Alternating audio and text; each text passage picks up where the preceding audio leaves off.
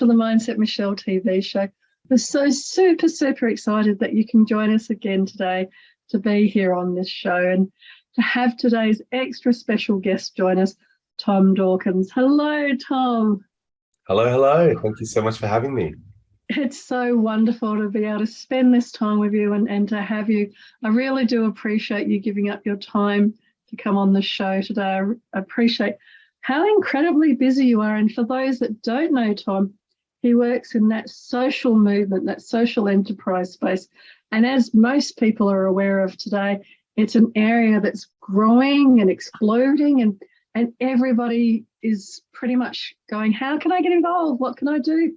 And as you can see from the screen, those that are watching, you can see that Tom's got Start Some Good. So that's the company or organisation that he founded and that he's very involved with, and they're doing incredible stuff.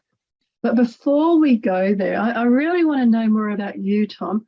What is your backstory and how did you come to be doing what you're doing now? I've always been a bit of a starter-upper of things, the kind of person who if it felt like something was lacking, I didn't, tend to, maybe I complained a little bit, but then I kind of got on with thinking about how I could fill that gap. And at the same time was always very interested in social change and politics. I grew up in quite a politically minded family. I had relatives who were politicians. So that was kind of in and around me in terms of our family culture. And so for quite an early age, I had a sense that kind of what I was looking for in life wasn't a job per se, but was, something more akin to a cause, were things that I cared about and impact I wanted to create. And my specific, I guess, sense of purpose came out of a fortunate experience, that I was very privileged to have as a teenager, where I went on exchange for a year to the US, which would have been really formative and interesting in its own right, just getting a chance kind of. I think what's powerful about travel wherever you go is that opportunity to step out of your everyday context. So, to spend a year as a teenager with a different family in a different country, in a different kind of, in a small kind of regional city in rural Washington state and so on would have already, I think, changed me enormously. But then a very particular thing happened while I was there, which is that the exchange program I was on partnered with an organization that was organizing this incredible essentially convening of global leaders called the State of the World Forum. And it brought together multiple Nobel Peace Prize winners. Ronald Reagan, Margaret Thatcher, Thabo Mbeki, then vice president, later president of South Africa, and just all these amazing people. And I think as somewhat of an afterthought, I've always thought, they thought, well, wouldn't it be nice to have some young people here? We're talking about the future. And they did, but they didn't have the time, inclination, or budget, to do this global search for worthy young leaders. So they do the smart thing and they partnered with an exchange organization to bring together diverse young people who were already conveniently located in America. And so I went along to this event that I really had no right to be at. If they had done a genuine search for worthy young leaders, I wouldn't have heard about it. I wouldn't have applied. And if I had applied, I wouldn't have been selected. But there I was, one of 60 Australians on the year program with this particular organization. They knew I was politically minded. I was invited to write an essay why I would like to attend the State of the World Forum. And I got to go to this event, and it was just incredibly life-changing for me. I met all these incredible global change makers from, Rigoberta Menchú Tam, the Nobel Peace Prize winner from Guatemala, Thich Nhat Hanh, the leader of the Vietnamese Buddhists, just these incredible people, including these incredible young people from 32 different countries around the world, or 32 of us from 28 different countries. And what was really powerful about that, Michelle, was that we weren't just there. People were listening to us. All these incredible adult leaders, all these globally important people stopped and kind of wanted to hear what we had to say as young people.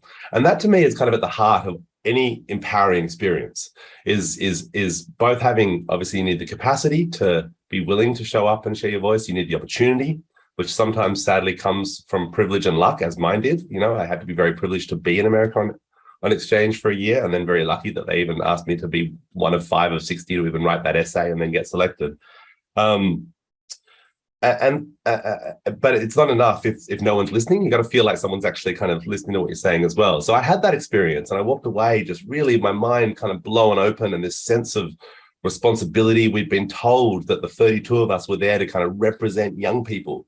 On the first day we arrived, it was kind of like almost like you ever watch that show, Thank God You're Here? You know, the skit improv show? It felt a bit like that. It was like we walked through this portal and we were right on the other side and everyone just said, thank God you're here. You're here to represent 3 billion young people. I'm like, what are they talking about? That's impossible. And so as I kind of came out of that, I both had this sense for the first time of kind of a real sense that of meaning, you know, that I wanted to do something with my life. I wanted to make a difference. I felt like it was important. I'd really been, you know, rapidly indoctrinated in the idea that it was really important that young people's voices are heard.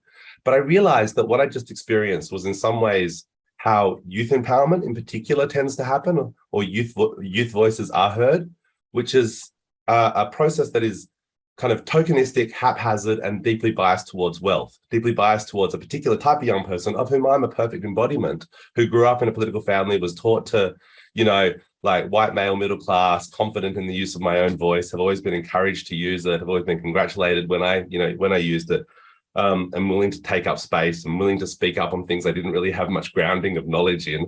But I realized that's what it looks like. And in essence, what I've been doing ever since then is trying to find better ways of engaging people that are less tokenistic, that are more universal, that give everyone the chance to tell their story and be involved in creating a different future. And that's taken a variety of different forms over the years. I've founded a handful of different nonprofits and for-profit social enterprises. I opened the first co-working space in Australia. I've toured a film festival around the country. I've worked for global NGOs in DC. But what I became really fixated on, that led to the founding of Start Some Good, was how we support new ideas at that really early stage. That traditionally the social sector talks a good game about innovation, but is not actually very good at supporting innovation, really struggles with the risk and reward trade-offs of investing in and supporting things that are not yet proven to work. Very good at supporting things already proven to work, not very good at helping us prove which new things could work.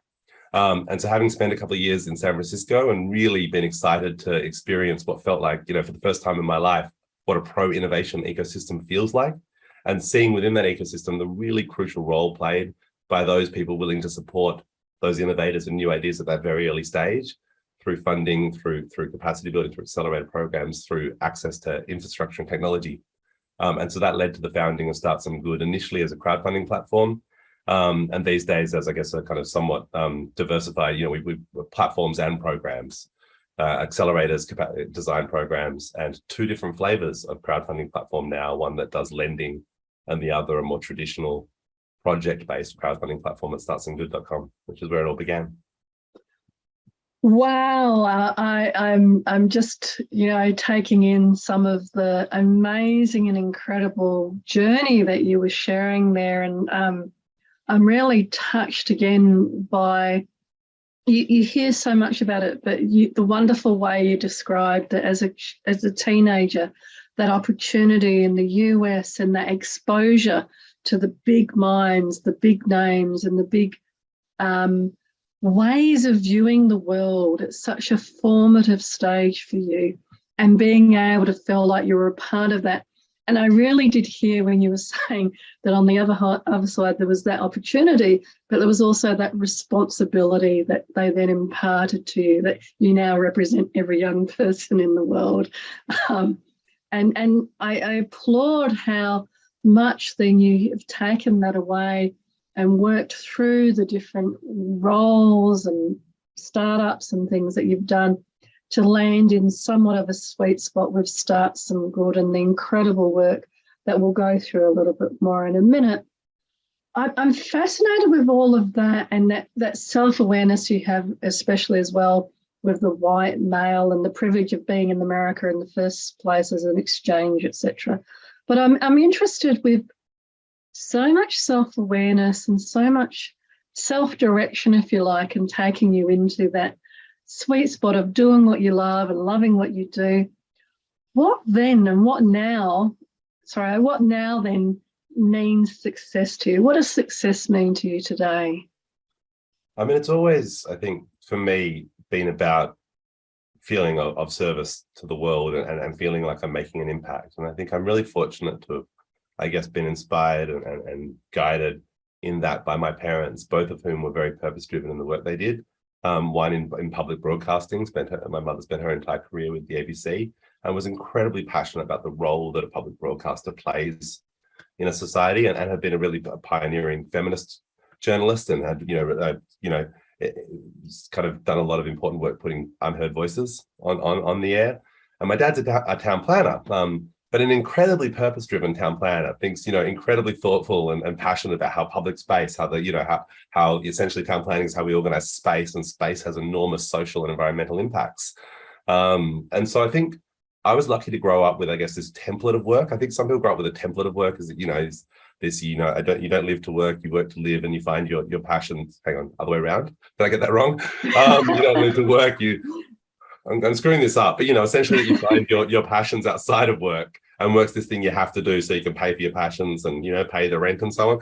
And that was just like never at all the vibe with my parents. Now, of course, when people do very passionate things, sometimes they're really caught up in that. So I had very busy parents as well, and that has some of its own challenges growing up, but I am really grateful that that was just what I thought work was. That was kind of what I had seen. And as I said, my uncle was in politics. That felt fairly purpose-driven. My another uncle ran an arts organization. Like I really, felt like the majority of the kind of adults I could see felt like kind of work was a calling.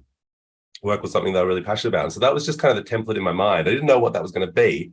I didn't have kind of a job that I was ever really, after I gave up the idea of being a fireman at 7 or something, I didn't kind of at any point from then, and still not really today, have a particular job that I think is, the job that I want or whatever. I don't really think in those terms. But I have really pursued my interests in, and my passion and my sense of calling around, social change, and particularly kind of the way I guess I think about that, and what I'm passionate about is this idea of kind of democratic social change, which means community-led, and how it is we empower people, community members, not just kind of to participate in the ballot box, but to make things happen, to show up and to collaborate together, to share our stories, to think about and design the kind of future we want, and to take action to bring that future into being. So is that what am I hearing correctly? That's what you're then saying is your success, your definition of success so is. Success to me, it's feeling like I'm doing that, really. Feeling like I just don't think I can ever be. I tried to sell out a couple of times in the sense of having a good, well-paid job that was, that was fine. But as soon as, the last time I had I was working in Silicon Valley for like a really interesting, on some level, organization. To be honest, and I was enjoying where I was living, and I had the best salary of my life, and could have just had a really nice lifestyle, but no, so had to start some good, and that's because while it was a good organization, I didn't really feel like my job, as I was the online digital communications director, and it didn't really actually feel like it mattered. Like it felt like they had to have one of those because we'd reached 2010 and everyone had to have one of those. But it wasn't really core to their theory of change. They didn't raise money online. They worked through, cancer research organizations. They didn't have like a constituency. There was no call to action. We weren't asking anyone to do anything. We were just like, FYI, everyone, this is what we're up to. And that, even though it was kind of a meaningful impact organization, began to feel, I think, inadequately satisfying for me in terms of the impact I felt like my work was creating. And so before I knew it, without really having made a completely conscious decision in some ways to do this, certainly not a very strategic one, found myself working, and devoting a lot of my time to start some good. And that's happened to me a couple of times when I felt like, hey, this will be nice for a while, not to worry about all the other stuff that comes with, being entrepreneurial and making things happen. Just do a good job, draw a good salary, and do other things that are fun. But somehow I just find myself, slipping into starting something new. I just can't help myself. It's my own dysfunctional way. I seem to be drawn to like making myself over busy and over complicating my life. But I think that is because that's what success to me means to me. Ultimately, like on a deep level, just to have a well-paid job is not success, and therefore I find myself dissatisfied if that's kind of what I have going on. If it's not also ticking that, feel like I'm making a real impact in the world. And that might be partly my own act. I feel like I'm making a big difference, but that's what I'm trying to do. And I even in reflecting back what you're saying, or even acknowledging what you're saying, I feel like I'm minimizing, and I don't want to be minimizing the actual amazing words and amazing passion that you're sharing and showing.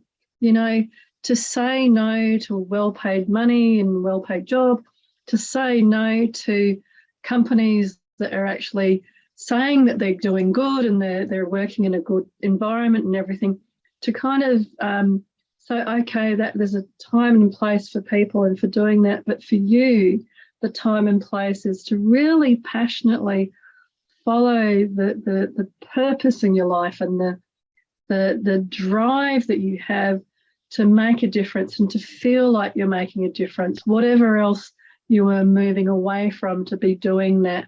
And that typically is then working lots of hours and lots of this and lots of that to make sure that that happens, because that's part of that passion that you bring. But for viewers, and not everybody has that same kind of greater calling or greater passion, what sort of tips or suggestions would you have about, even in a small way, following things that might be more passionate or more rewarding, feeling especially rewarding for them, and the mindset of how they can keep doing that, say day in, day out, when they may be in an environment where they've got kids in school, they've got this, they've got that, so they may feel a little bit more trapped.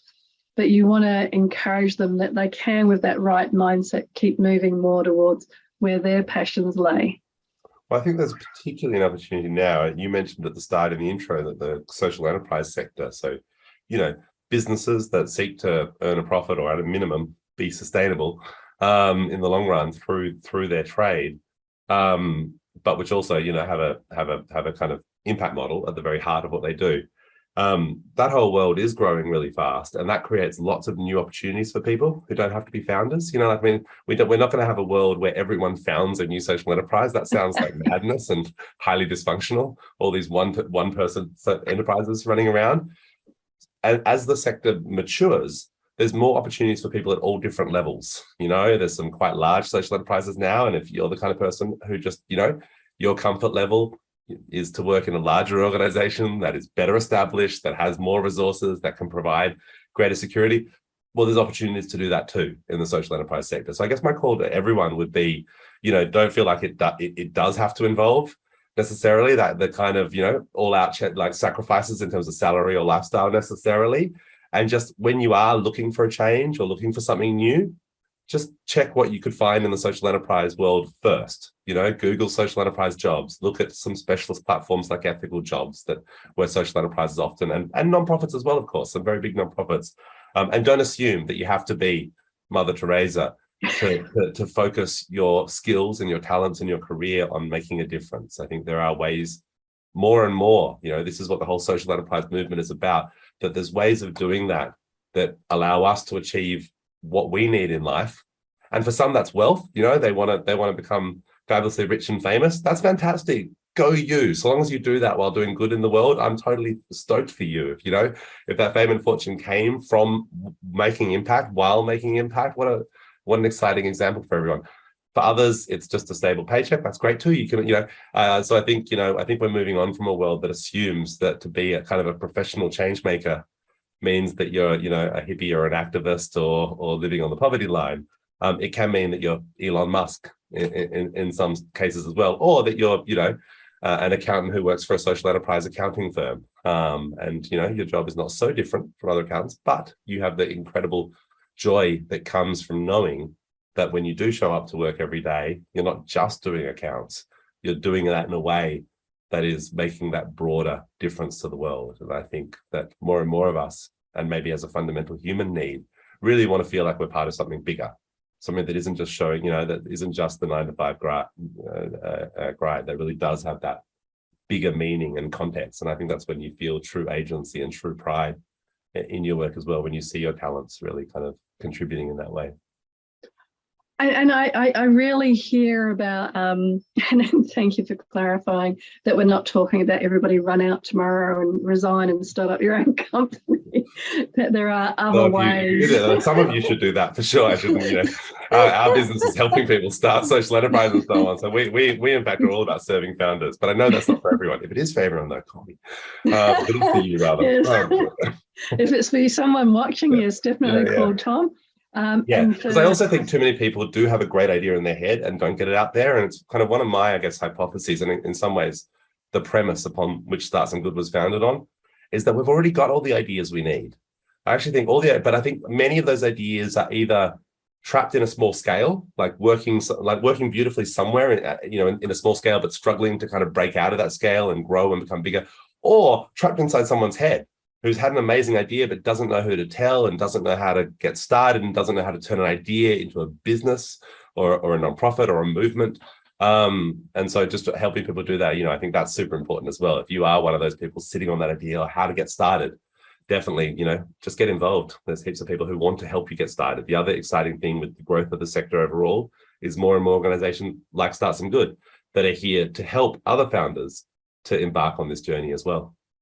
And I really love that element of what you're saying around if you have an idea or if you have a small foundling small business or something, that there is more and more like Start Some Good. I'd say go to Start Some Good, but there's more and more in that social enterprise ecosystem. So there's different ways that you can start to explore.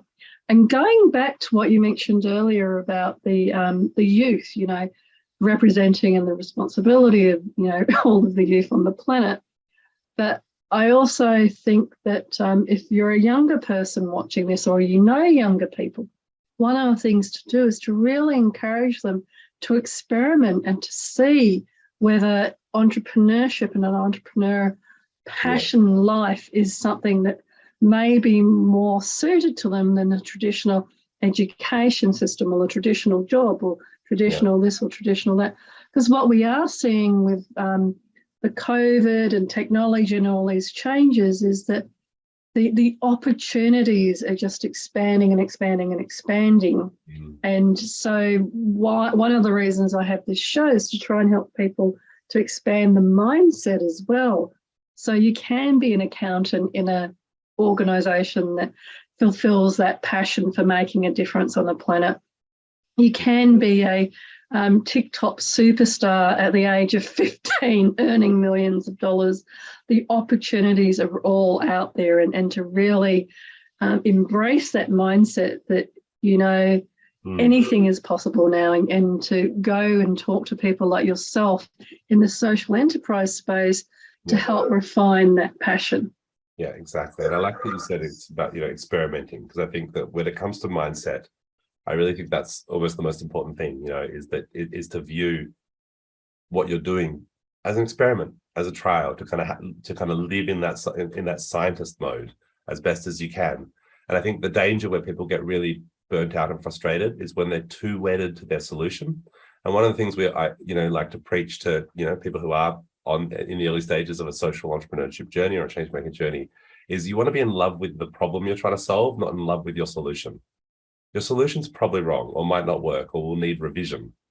But what really matters is that you're really focused on the problem you're trying to address, the opportunity you're trying to, and if that's what you really care about, then changing up the solution, trying new things, that's not a big deal, provided it's actually helping you get towards, where you want to go. Whereas what can happen is that people fall in love with, a particular approach to making a difference, and then become very stuck in that potentially, or fixed on that, and then when that's not working, that can be really devastating if that's what you've kind of invested all your hopes and dreams in. Or what they can do is overinvest, be far too confident early on when the idea hasn't been proven or validated, and you don't know whether you have any customers or anyone wants it yet, and kind of go too far and driven by passion. Again, a part of a risk, because we are so passionate, is that you kind of don't apply some of, you got to kind of bring in, your kind of left brain as well to apply some kind of some startup science to what you're doing.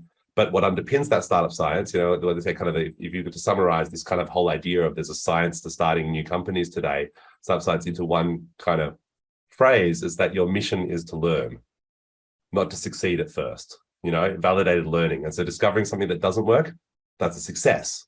You've just created a piece of validated learning. You know more now than you did before. But I think a lot of people go into it and they're just, they just really want to succeed off the bat, of course, as we all do.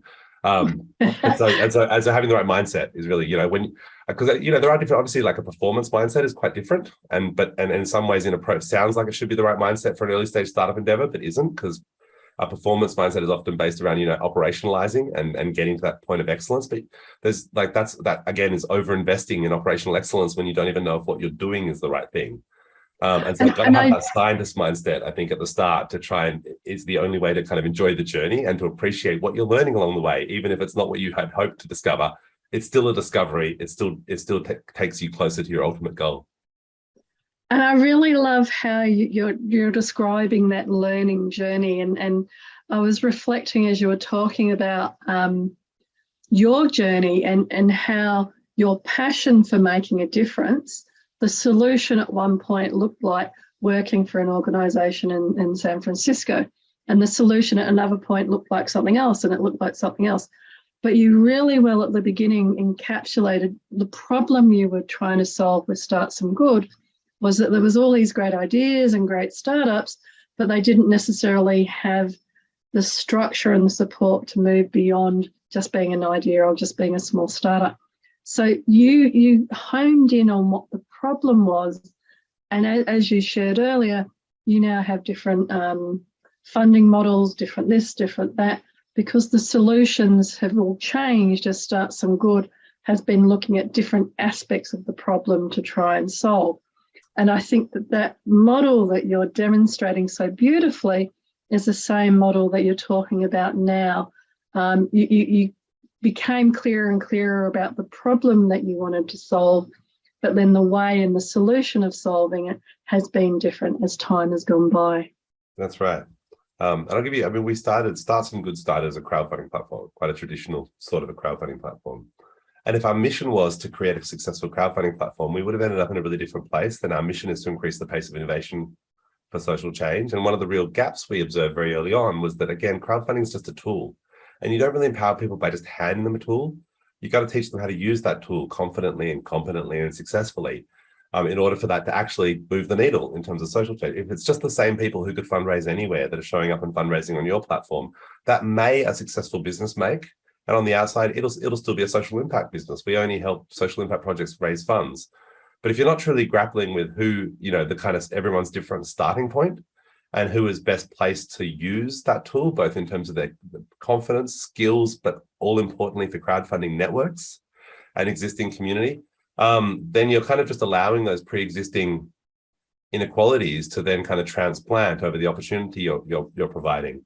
And so we always had this kind of insistently high touch approach to actually trying to teach people how to crowdfund, which actually doesn't work at all with the crowdfunding business model. Crowdfunding platform needs, is a platform business model, and platform business models work if they're high volume, low touch, highly operationalized, operationally excellent. If you can reduce the incremental cost of acquiring one new crowdfunding campaign, say, to essentially zero, then any amount of success, even very low, can still be profitable. And that's why some of the biggest crowdfunding platforms in the world have very shockingly low success rates. People don't realize, but single digit success rate, 90% plus of all crowdfunding platforms on many of the, campaigns on many of the leading platforms are failing because they're not provided with any additional assistance or guidance or coaching to help them succeed. But we had to kind of reinvent the company and come up with a whole different business model, more focused on the coaching and the capacity building and the courses, still having a crowdfunding platform. We still love crowdfunding, but we just, we weren't willing to make it work under the normal crowdfunding business model. And again, that's that difference between being focused on really caring about the problem, and the problem was helping get, innovative projects started and funded, versus caring about the solution, which would have been how do we create a profitable crowdfunding platform. And we would have been another Indiegogo if that had been the path we'd gone down. Exactly. And I hear very strongly again around that focus on the learning and the learning around the problem and the iterations. If people did want to learn more about you and more about Start Some Good, where's the best place to contact you? Michele, I thought you'd never ask. People can contact us actually in too many places, to be honest. One of the funny in terms of falling behind, we're overhauling our digital presence at the moment to kind of tell a more integrated story of here are the different ways we help. Right now, they're kind of on a few different websites as we've rolled out different things. But the best place to follow us is, come to startsomegood.com as a starting point. Sign up for one of our free email courses, or you can join our founder community for a low monthly cost and get invited to all our events and access to our online community. If you want to follow me, probably LinkedIn is the place that I'm most publicly kind of social and share opportunities and learnings. Twitter as well, where I'm TomJD on Twitter. Fabulous. And very quickly then, if you were to share some advice with your younger self, what might that advice be? I appreciated you sharing that question with me earlier so I could think about it. It's actually, I was kind of chuckling as I contemplated it because I was so bad at taking advice from older people. Actually, it was like through my whole life, ask my parents, ask anyone. Like I've never actually been as good as I'd like to be. I think one of my struggles as an entrepreneur is to be better at, and that I've worked on getting better at. I'm better now, I would like to believe. But I was hopeless then at really taking advice. So I'm like, what do old people know? You know, we're building an organization to empower young people. They don't know how to do what we're trying to do. They've got nothing to tell me, which of course is not true. They may not know some aspects of that, but so I'm just trying to think about what would I say that if I did like just rock up to my younger self, that he wouldn't be like, screw you on, man. But I think probably I just, you know, I mean, there were, you know, there are times where certainly I worried about what path I was on and felt very uncertain about where I was going and what I wanted to do. As I said, I've never had a really kind of clear life plan, certainly not one that kind of mapped out along the line of jobs, traditional jobs. That's what I want to be and so on. And so certainly there are times where I worried that kind of I've ended up being slightly unemployable, that I, you know, all I can do is work for myself and so on. But and that even began with, you know, my choice of university degree. I did a double major in philosophy and political science. And people at the time, you know, were like, haha, you're never going to have a job. And I was like, I'm pretty sure like knowing how to think is going to be really useful. And I feel relatively confident. But I guess I just tell myself, you're right about that. That actually the most important skill in the future is going to be learning how to think, learning how to communicate complex ideas, learning how to inspire people to take action. Like you're actually kind of focusing on the right things here. And don't worry about if you don't know how to read a spreadsheet or, you know, don't have maybe some of the technical you know, skills, don't have a degree that lines up neatly with an external job pathway. You're going to be all right. You're going to figure it out. And I definitely think that you're going to be all right. And as always, I'm so super excited when we speak, Tom, and so passionate as well for Start Some Good and the incredible work that you and the team are doing. And thank you so very much for being on the show today. Thank you so much for this opportunity to share my story. And, you know, if it has resonated with any of your listeners, with, you know, and they're feeling that calling to try out, get an idea out of their head into the world, would love to have that opportunity to help them do that, because we need everyone in all the different ways, founders, team members, conscious consumers, you know, building this more social kind of form of capitalism, this more sustainable economy is going to take everyone in all the different roles we play in life. So wishing everyone, you know, encouraging everyone just to think about maybe what's one more thing you could do, or just next time you're faced with a big decision about your career, or even just little decisions, who you're going to buy from, see if you can, you know, have a look at social enterprises first and see if I'm sure there'll be a way for you to get involved, and it'll feel good to be part of making a difference in this way. And that's such a wonderful way to finish up there, about whether you're buying a loaf of bread or some milk or whatever, deciding about your next accountant to help you with your tax. Mm-hmm. There is a way that you, in every day and in every transaction and idea that you're doing, you can bring more and more of that focus about social and how to save the planet, build softer, greater ecosystems to support communities and people, and the work that wonderful people like Tom and his team are doing. But for now, thank you to the viewers again, and it's been an incredible show again. I just feel so privileged to have such inspirational people on the show. But for now, from my heart to your heart, be great, be fabulous, and be you.